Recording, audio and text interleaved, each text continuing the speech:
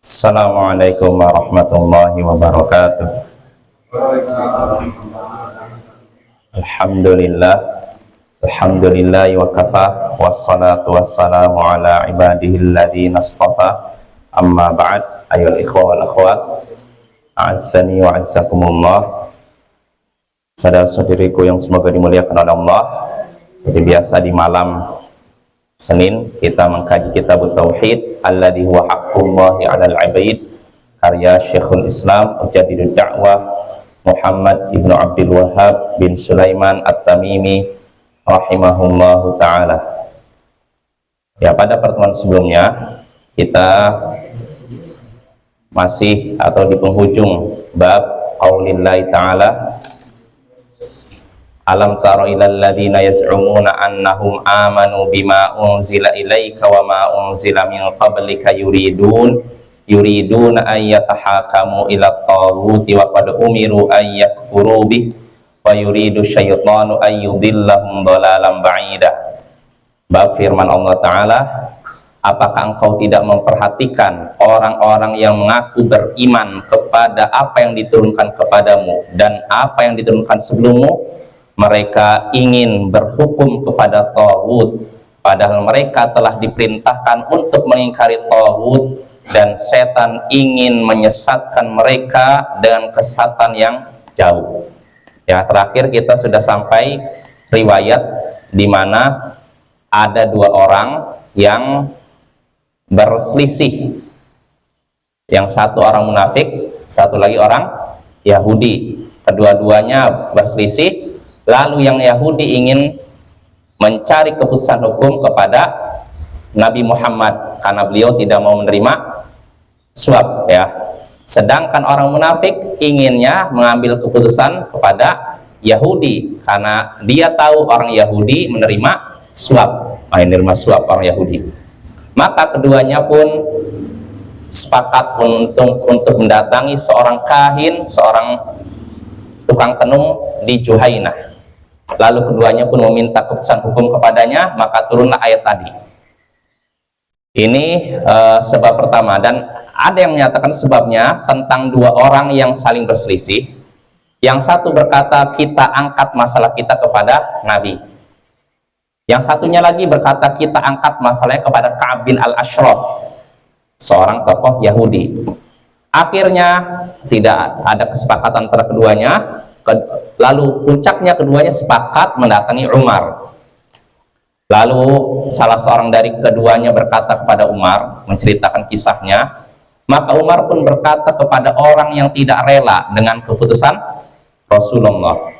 Kan yang satu ingin kepada Nabi, yang satu ingin ke Ka'ab bin Al-Ashraf. Lalu nggak sepakat, akhirnya datang kepada Umar. Maka Umar bertanya kepada orang yang tidak rela dengan keputusan Rasulullah, akadzalik, apakah betul engkau tidak rela dengan keputusan Nabi? Maka orang itu berkata, ya. Fadarabahu bisayf faqatalah. Akhirnya Umar pun menebas orang itu dengan pedang lalu membunuhnya. Terakhir kita sampai sini kan? Kita sudah menyebutkan masail juga. Terakhir kita masail udah ke terakhir malah ya, yang ke-7 ya kemarin tuh. Ya, terakhir itu Bapak mungkin dari 5 aja biar lebih jelas. Permasalahan kelima, al-khamisatu maqalau Sya'bi fi sababi nuzulil ayah. Apa yang dikatakan oleh Asy-Sya'bi tentang sebab nuzulnya, sebab turunnya ayat tadi. Itu penjelasan Imam Sya'bi tadi tentang dua orang, yang satu orang munafik, satu lagi orang Yahudi. Nah, ini udah dijelaskan oleh Sya'bi. Sudah kita bahas juga seperti apa kisahnya. Lalu as-sadisatu, permasalahan ke-6, tafsirul imanis shadiqi wal kadhibi. Tafsir tentang iman yang benar dengan iman yang dusta. Iman yang jujur dengan iman yang dusta. Artinya apa? Iman yang jujur, kalau memang iman seorang jujur, konsekuensinya ngambil keputusan hukum dari Allah dan Rasulnya. Ini kalau imannya jujur. Sedangkan iman yang dusta, ya begitu, tidak mau ngambil keputusan hukum kepada Allah dan Rasulnya, tapi kepada taghut. Taghut adalah segala sesuatu yang memutuskan hukum dengan selain hukum Allah, ya, hukum yang bertentangan dengan hukum Allah. Nah, itu tentang yang ke-6, Lalu berikutnya as-sabi'atu, permasalahan ketujuh, qissatu Umar ma'al munafiq, kisah Umar bersama orang munafik. Ya, tadi kisahnya yaitu dua orang yang berseteru, yang satu ingin ngangkat masalahnya kepada Nabi, yang satu kepada Ka'ab bin al-Ashraf. Dua-duanya tidak sepakat, akhirnya malah datang kepada Umar. Umar mendengarkan kisahnya, lalu setelah itu bertanya kepada orang yang tidak rela dengan pesan Rasulullah, apakah betul kamu begitu? Ya, Umar langsung temas dengan pedang. Dalam riwayat lain kata Umar, ruwaidakuma hatta akhruja ilaikuma. Sabar, tunggu di sini ya sampai aku menemui kalian lagi. Akhirnya dia masuk dalam rumah Umar bin Khattab untuk apa? Ngambil pedang ternyata. Setelah itu keluar langsung ditebaskan kepada orang yang tidak rela dengan keputusan Rasulullah SAW ini. Nah, ini sudah kita bahas pada tahun sebelumnya. Mungkin ada yang bertanya, loh, bukankah penegakan hukum hanya boleh dilakukan oleh penguasa? Maka bagaimana bisa Umar melakukan ini? Maka jawabannya sudah kita bahas. Syekh Muhammad bin Shalih Al-Utsaimin menjelaskan, yang tampak dari kisah ini, pertama, Umar ini tidak bisa menahan dirinya. Karena menyaksikan orang ini udah benar-benar udah keluar dari Islam. Sedangkan hukum bagi orang yang keluar dari Islam, ini. Jadi Umar melakukan itu karena ini dia tidak bisa menahan dirinya, dan memang Umar ini sosok yang sangat cemburu terhadap Islam. Kalau ada sedikit saja orang yang melecehkan Islam, Umar itu langsung ini. Nah, apa ya? Jadi ini bukan jadi dalil. Kalaupun misalkan kisah Umar ini dikatakan dijadikan dalil bahwasanya boleh menegakkan hukum tanpa penguasa, kita katakan Umar bin Khattab ini bisa dibilang dikecualikan. Pertama, di zaman Rasulullah, ya tidak, dan Rasulullah tidak mengingkari kan. Nah, ini pertama. Kedua, Nabi sendiri sudah bersabda, iqtadu billadaini min ba'di Abi Bakar wa Umar. Ikutilah dua orang setelahku, teladanilah dua orang setelahku, Abu Bakar dan Umar. Artinya Umar di sini ya dikecualikan ya. Adapun selain Umar tentu saya tidak bisa. Itu Bapak yang ketujuh. Lalu ats-tsaminatu, permasalahan ke-8 yang sebagian Syekh sini, kaunul iman la yahsulu li ahadin hatta yakuna hawahu taba'an lima jaa bihi Rasul sallallahu alaihi wasallam. Iman tidak terjadi pada seorang, iman tidak terwujud pada seseorang sampai hawa nafsunya mengikuti ajaran Rasul. Iman tidak terwujud pada diri seorang, artinya tidak sempurna pada diri seorang sampai hawa nafsunya mengikuti ajaran Rasul. Sampai keinginannya, hawa nafsunya, ambisinya mengikuti ajaran Rasul. Artinya Bapak-bapak, selama iman kita, selama hawa nafsu kita masih setengah-setengah mengikuti ajaran Rasul, berarti iman kita juga setengah-setengah ya. Kalau tidak sama sekali, kafir. Maka tinggi rendahnya iman kita tergantung ketundukan kita kepada ajaran Rasul. Makin kuat ketundukan kita kepada ajaran Rasul, berarti kita kuat iman kita. Tapi makin lemah ketundukan kita kepada ajaran Rasul, berarti iman kita lemah. Nah, itu permasalahan 8 masalah yang bisa kita bahas dari bab ini ya. Bab firman Allah Ta'ala tadi dalam surat An-Nisa 60-62. Nah, sekarang kita masuk saja bab baru, bab yang penting juga ini dalam kitab Tauhid. Kita baca langsung ya judul babnya. Kata Imam Muhammad bin Abdul Wahhab rahimahullah, babu man jahada syai'an minal asma'i was sifat. Bab siapa yang menolak sesuatu dari nama-nama dan sifat Allah. Bab siapa yang menolak sesuatu, atau diartikan salah satu nama dan sifat Allah. Maksudnya apa? Bab siapa yang menolak salah satu nama dan sifat Allah. Jawabannya mana? Siapa yang menolak salah satu nama dan sifat Allah? Ada jawabannya harusnya kan? Tapi kenapa Syekh tidak menyebutkan jawabannya? Karena begini Bapak, siapa yang misalkan apa?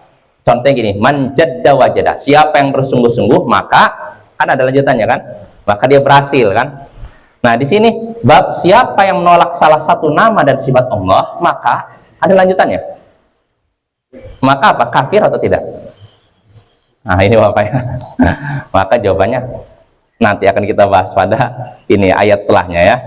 Seperti apa statusnya orang yang menolak nama dan sifat Allah? Apakah kafir atau tidak kafir, atau setengah kafir setengah iman? Nah, jadi Bapak atau kita bahas saja. Jadi menolak nama dan sifat Allah itu Bapak, kalau menolaknya karena mengingkari nama dan sifat tersebut dalam Al-Quran, kan ada menolak mengingkari, ada menolak karena takwil, dan ada gini aja, dua aja lah, menolak karena mengingkari sama menolak dengan takwil. Takwil artinya membelokkan maknanya. Kalau menolak karena mengingkari, maka hukumnya kafir jelas. Contohnya ada, kita tahu dalam Al-Quran nama Ar-Rahman, ya kan? Ya tidak? Bismillahirrahmanirrahim, udah kita hafal. Tiba-tiba ada orang berkata, nggak ada nama Ar-Rahman, tidak ada nama Allah Ar-Rahman. Ini bagaimana statusnya? Kafir, menolak nama Allah kan? Atau sifat Allah disebutkan dalam Al-Quran, misalkan, ya misalkan ini Ar-Rahman, atau yang inilah, yang misalkan seperti Ar-Rahmanu 'alal 'arsyistawa. Tuhan yang Maha Pengasih yang istiwa di arsy. Istiwa ala wartafa, kata Imam Ahmad, tinggi di atas. Atau kata Imam Mujahid Abul Aliyah, ala wartafa, tinggi di atas. Ar-Rahman kalau di terjemahan ini Bapak di Al-Qur'an terjemah bersemayam di atas arsy. Ini bersemayam di atas arsy sebenarnya saya kurang ini ya, kurang seret dengan terjemahan bersemayam di atas arsy. Karena kalau dari penjelasan tabi'in, ala ya Pak, isti'la apa istawa di sini, istiwa di sini rata ta'ala wartafa' wastaqar, tinggi di atas, atau mungkin apa wastaqar tuh menetap atau apa istilahnya. Nah, kalau bersemayam ini saya nggak tahu kalau dalam bahasa Indonesia bersemayam artinya apa? Apakah menetap maksudnya? Kalau maksudnya menetap mungkin lah. Tapi kalau saya sendiri lebih condong ya nggak usah diterjemahkan. Tuhan yang Maha Pengasih, Tuhan yang Maha Pemurah, istawa di arsy. Apa itu istawa? Tinggal lihat keterangannya, tinggi di atas gitu. Atau kalau mau diterjemahkan Tuhan yang Maha Pengasih tinggi di atas arsy. Nah, selesai. Ya, apa? Ya kan kayak gitu kan? Tapi kalaupun bersemayam, kalau memang itu bisa diartikan bersemayam, ya boleh juga. Tapi kita katakan kalau maksudnya bersemayam itu seperti bersemayamnya raja, tentu saja tidak ya. Tidak mungkin Allah bersemayam seperti raja. Bersemayam artinya apa Bapak? Di atas juga kan? Oh ya sudah, kalau memang bersemayam artinya di atas, selesai. Tidak masalah. Bersemayam artinya begitu. Ya, kurang lebih begitulah. Jadi begini Bapak, kalau ada orang yang menolak ayat Allah itu tidak istiwa, padahal disebutkan dalam Al-Quran kan, orang ini kafir karena disebutkan dalam Al-Quran. Bagaimana kamu nolak sedangkan disebutkan dalam surat Toha, Ar-Rahmanu 'alal 'arsyistawa, Tuhan yang Maha Pengasih istiwa di arsy, jelas kamu menolak. Iya pokoknya nggak ada. Oh, kafir kamu, nolak ayat Al-Quran. Bahkan istiwa ini bukan cuma disebutkan dalam surat Toha ini, dalam surat Al-Baqarah ada, dalam surat Al-A'raf banyak Bapak ya. Gimana dia mengingkari satu ayat Al-Quran saja kafir, apalagi kalau sampai, ya kan? Nah ini. Nah, kalau orang mengingkari istiwa, mengingkari tinggi di atas Allah dengan menolak ayatnya, dia menolak sifat tersebut dengan mengingkari ayatnya, maka hukumnya kafir. Karena udah disebutkan dalam ayat. Ini jelas Bapak ya. Ini menolak sifat Allah dengan cara mengingkari ayatnya. Ini statusnya kafir. Yang kedua, menolak sifat Allah dengan takwil. Dia tidak menolak ayatnya. Oh, kami akui memang ada ayat yang berbunyi Tuhan yang Maha Pengasih istiwa di arsy, ya kami akui maknanya istiwa, tapi maknanya bukan tinggi di atas katanya. Maknanya apa? Menguasai. Allah menguasai arsy. Nah, yang seperti ini kafir? Tidak, ya, tidak bisa dikatakan kafir ya, Bapak. Kenapa? Karena ada syubhat di situ. Ada syubhat, tapi kita katakan sesat dia. Jelas Bapak ya? Sesat.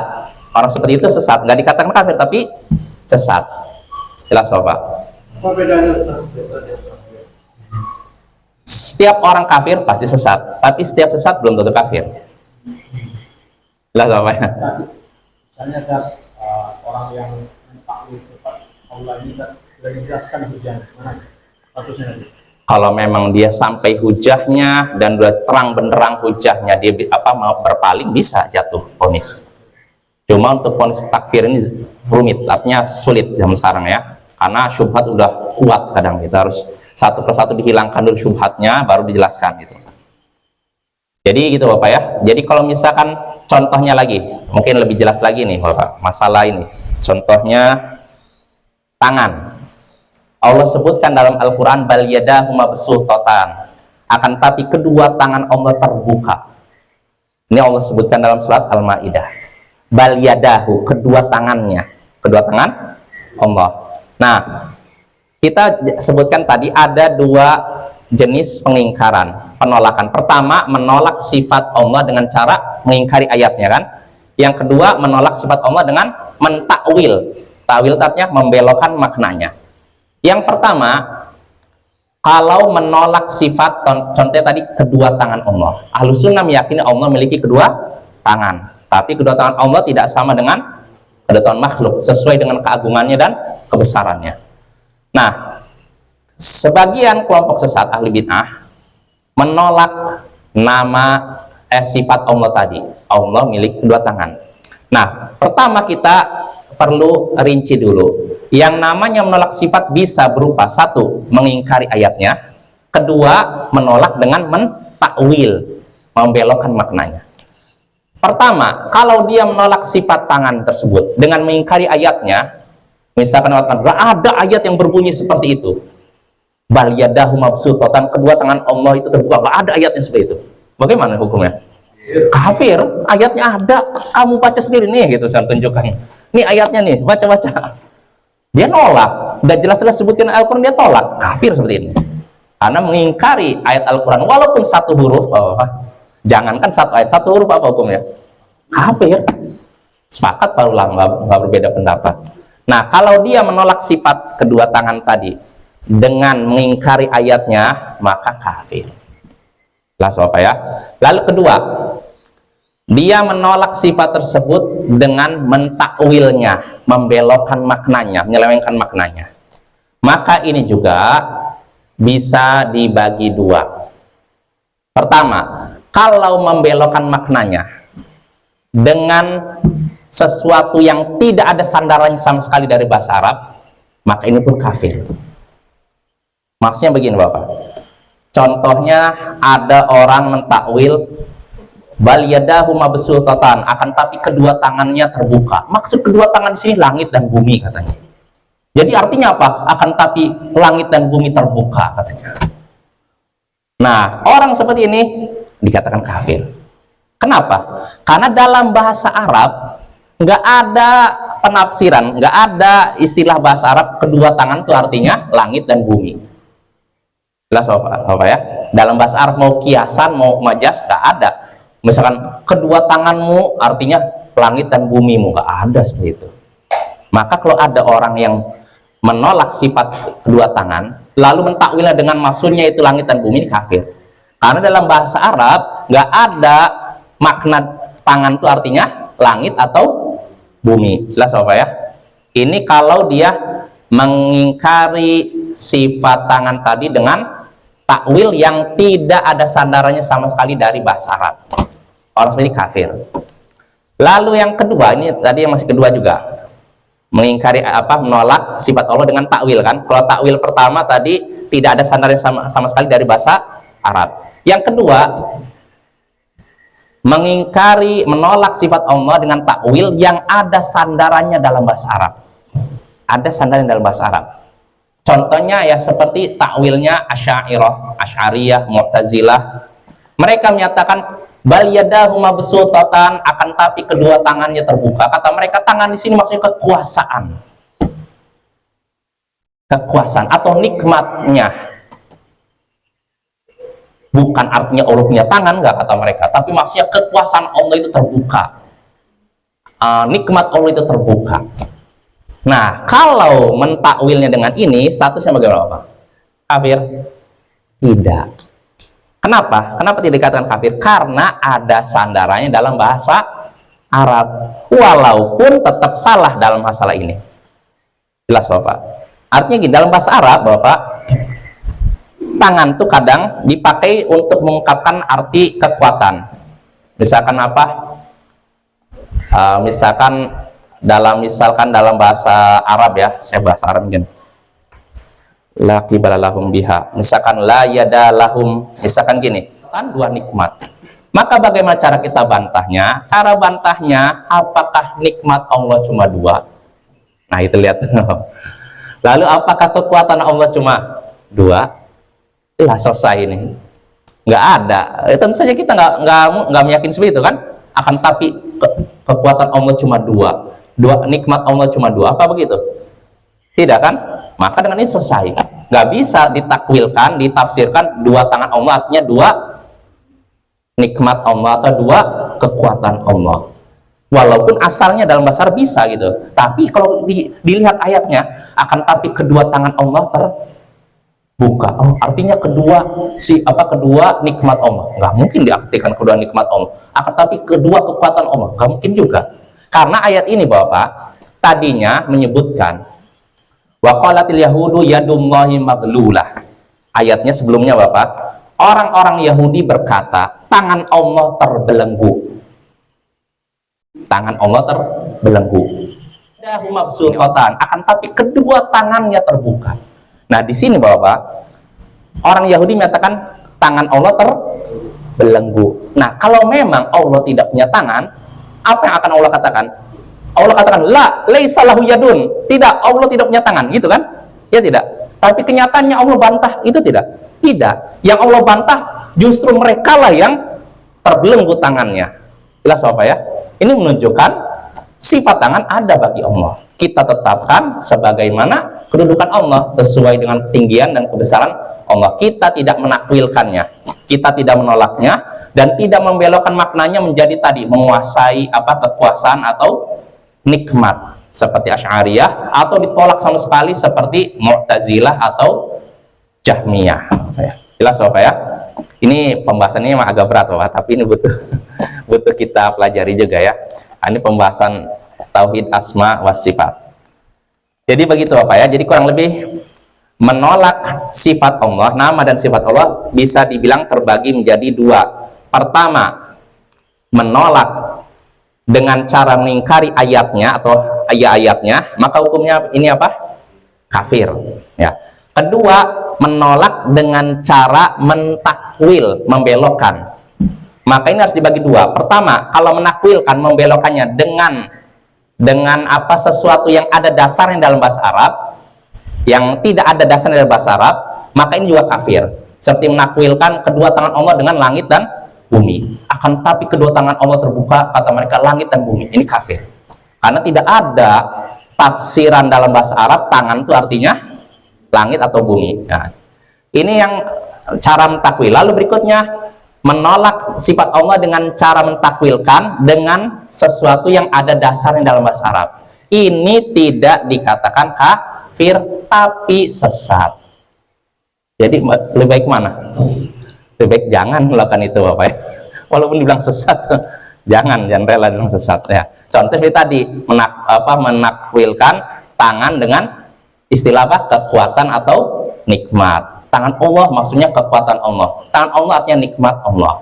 Nah, ini tentu saja sudah menyelewengkan makna Allah, menyelewengkan ayat-ayat Allah dari tempatnya. Yang harusnya dibaca seperti itu ditakwilkan. Jelas Bapak ya? Dan masih banyak lagi contoh ini nanti akan kita bahas insya Allah dalam pembahasan al-aqidah al-wasitiyah ya. Berarti orang yang membelokkan artinya yang sudah jelas, sebenarnya artinya dalam bahasa Arab artinya sudah jelas tangan dan tidak ada arti yang lain lagi dalam bahasa Arab. Berarti itu dibelokkan lebih kafir. Enggak, tangan Ya. dalam bahasa Arab makna zahir yang paling jelas ya tangan-tangan anggota tubuh kita kan. Tapi kadang tangan itu bisa diartikan kekuatan, kadang diartikan nikmat. Nah, kalau ada menafsirkan tangan dengan selain ini yang ada dalam bahasa Arab ini maka kafir. Seperti tangan ditafsirkan tadi langit dan bumi, nggak ada dalam bahasa Arab tangan itu langit dan bumi. Artinya sudah jelas sudah memang Iya, tidak ada iya, arti yang lain, gitu. betul. Membelokkan arti. Iya, itu kafir seperti itu. Ya contohnya seperti kaum batiniyah Bapak. Kaum batiniyah seperti apa ya contohnya? Mereka menafsirkan sesuatu yang nggak ada benar-benar dalam tafsir bahasa Arab. Contohnya apa ya? Apa Sadendra contohnya Sadendra? Kaum batiniyah yang paling jago Bapak. Kaum batiniyah itu kafir Bapak ya. Syiah batiniyah, Syiah Qoromitoh, mereka gitu. Mereka punya tafsir batiniyah, artinya tafsir yang jauh sekali dari konteks bahasa Arab. Suara disatukan sama Aisyah. Oh itu orang Syiah. Oh iya bisa juga mungkin itu. Ya bisa Bapak, mungkin seperti orang Syiah Bapak ya. Sama Umairah kan yang Ah, tafsir Jumat. Ada itu. astagfirullah. Hasbunallah wa ni'mal wakil. Ya contohnya Bapak seperti orang Syiah. Dalam Al-Quran kan kita pernah membaca ketika Nabi Musa menyuruh Allah menyuruh Nabi Musa untuk nyuruh kaumnya kan, innallaha ya'murukum an tadhbahu baqarah.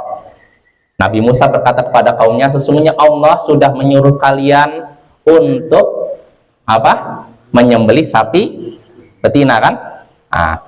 Tiba-tiba ternyata ada seorang ulama Syiah menafsirkan baqarah di sini. Baqarah kan kalau kita tahu sapi betina, kata mereka maksudnya Aisyah. Oh ini kan penafsiran yang jauh sekali kan, ini bisa kafir juga kayak gini. Bagaimana Baqarah dengan Aisyah? Nggak nyambung sekali Bapak ya. Nah itu bisa lah, pokoknya sini situ.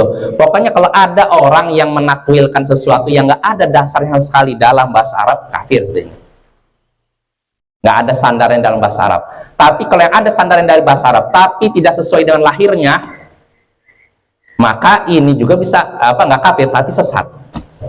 Contohnya tadi tangan diartikan nikmat, diartikan kekuasaan, padahal nggak ada dalil yang menyatakan itu. Jelas apa ya? Itu contohnya gini, masalah tangan. Allah sebutkan dalam dalam surat Shad ketika Allah menciptakan Adam.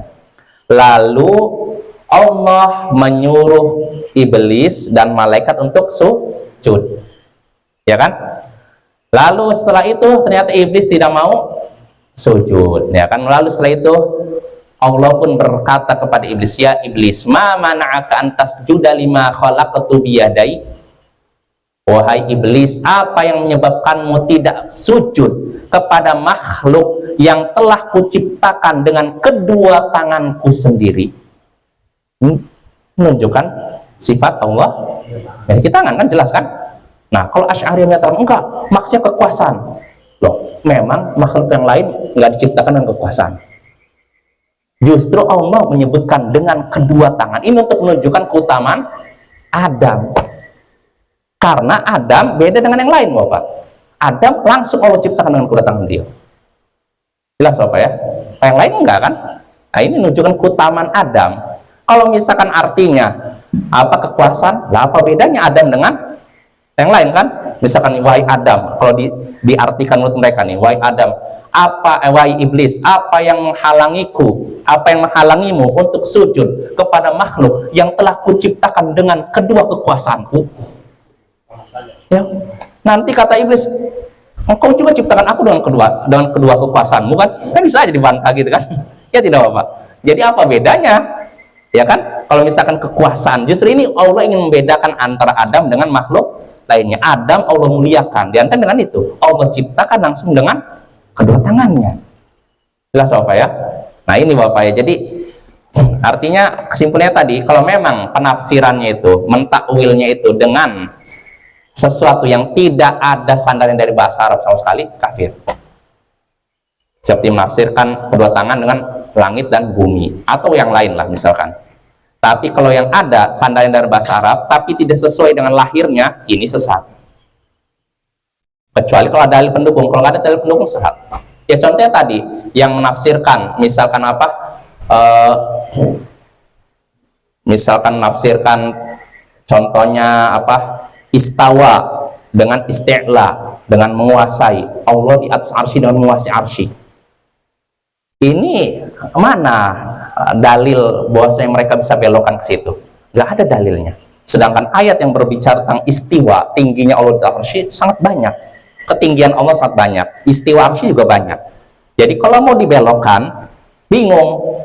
Makanya ada seorang tokoh Asy'ari yang menyatakan kalau kita harus apa istilahnya apa menolak sifat ini, sifat ketinggian Allah di atas arsy, berarti banyak ayat yang harus kita belokkan, Bapak ya. Kita takwil banyak sekali ayatnya. Ayat banyak, hadis juga banyak. Nggak mungkin akhirnya ngakui ada sifat Allah di atas arsy. Nah itu Bapak ya. Nah itu tentang sifat Allah ya. Ya ini mukadimah yang lumayan panjang. Ya nanti insya Allah akan kita bahas masalah ini di pembahasan al-aqidah al-wasithiyah Bapak ya. Kalau di aqidah wasithiyah kan disebutkan lebih lengkap masalah sifat ya. Kalau ini kan, kalau kitab tauhid ini menitik beratkannya tauhid uluhiyah, tauhid ibadah. Nah kalau aqidah wasithiyah baru tauhid asma sifat, tentang nama-nama dan sifat Allah. Jadi sabar Bapak ya. Kitab tauhid, dan setelah itu kasyfu syubhat, baru mungkin kita al-aqidah al-wasithiyah. Kalau kasyfu syubhat tentang apa? Sama juga sebenarnya, tentang tauhid uluhiyah, tapi lebih menitik beratkan tentang syubhat dan bantahannya.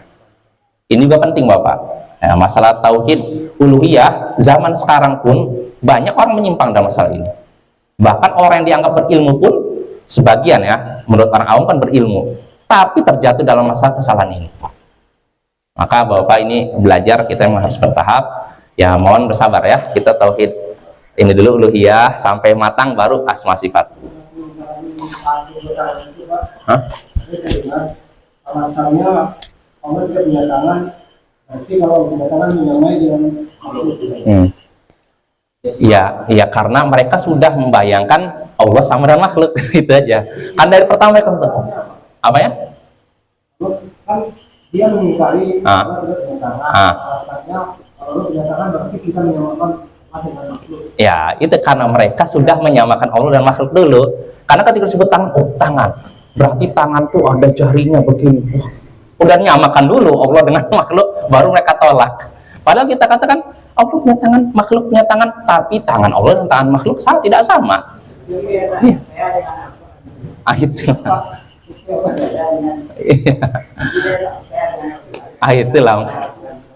Itulah makanya. Itu orang yang berpenyakit hatinya. Kalau orang yang nggak berpenyakit hatinya, terima gitu Bapak ya. Memang itulah syubhat seperti ini udah mulai tersebar ya di tengah masyarakat Islam ya. Makanya itu loh kewajiban kita untuk membersihkan itu Bapak ya. Nggak ada hadis yang menjelaskan bahwa tangan dia tangan, turun dan turun gitu kan. Ya, kalau dulu kaum salaf, para sahabat tabi'in dan tabi'in nggak pernah mempermasalahkan itu.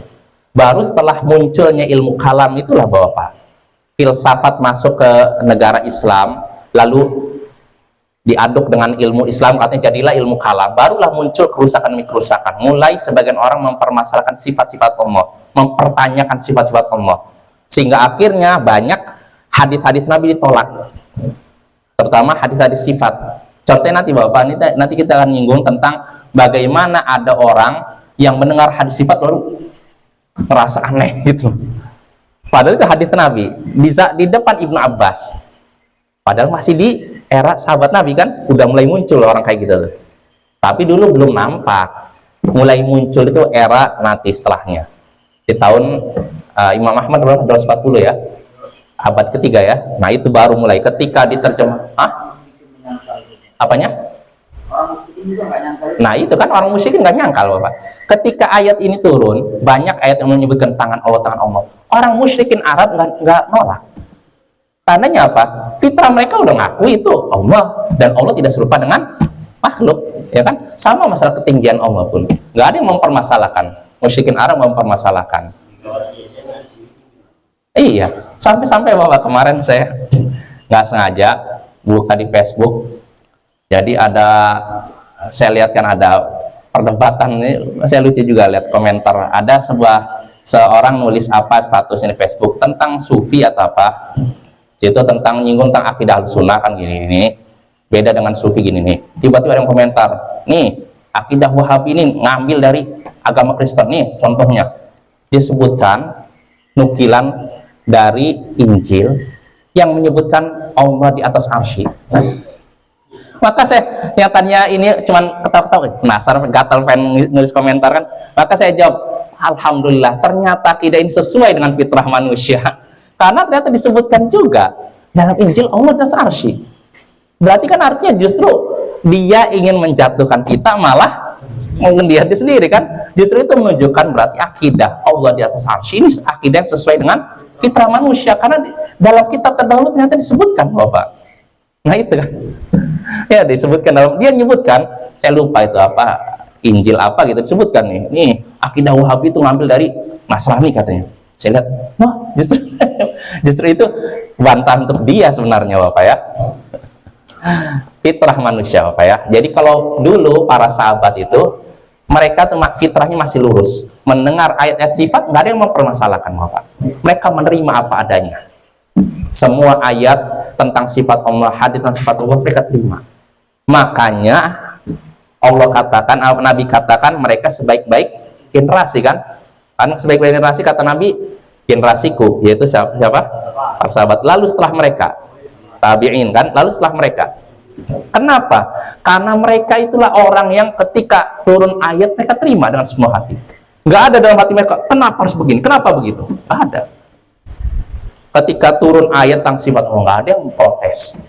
Baru setelah itulah, setelah mereka lah muncul orang-orang yang mempermasalahkan sifat-sifat Allah, dipermasalahkan, diperdebatkan. Nah ini Bapak ya, maka kewajiban kita, ya kita tampakkan kita beriman ya.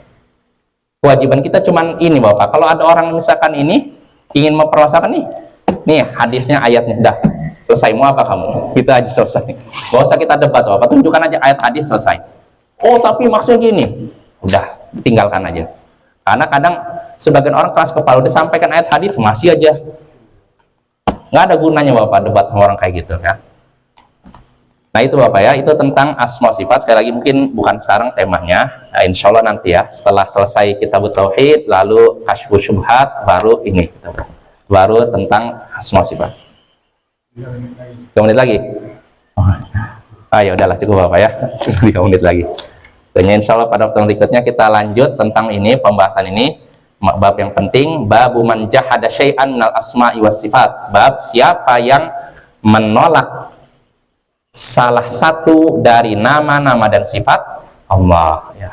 Subhanakallahumma bihamdik asyhadu an la ilaha illa anta astaghfiruka wa atubu ilaik. Assalamualaikum warahmatullahi wabarakatuh.